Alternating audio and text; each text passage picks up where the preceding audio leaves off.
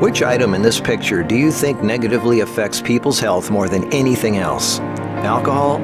Cigarettes? The donut?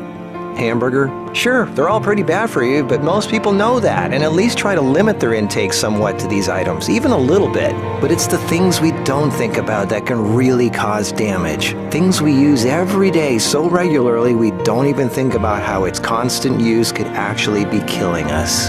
The real culprit is the chair. We were given legs for a reason.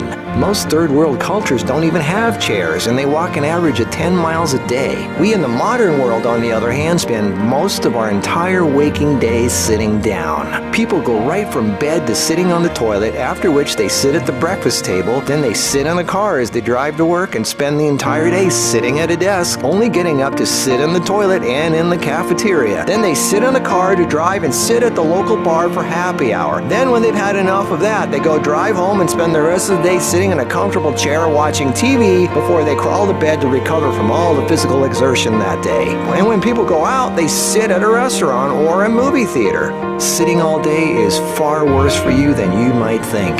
A 2010 American Cancer Society study following over 123,000 people from 1993 to 2016 found these alarming results.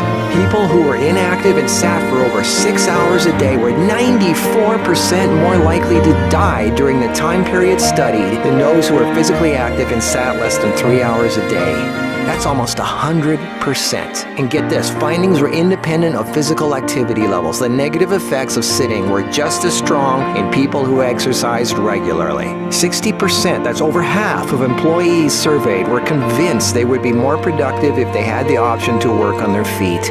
Medical experts have started referring to long periods of physical inactivity and its negative consequences as sitting disease. Below this video are links to an endless list of medical studies showing physical inactivity and low fitness are serious threats to cardiovascular health.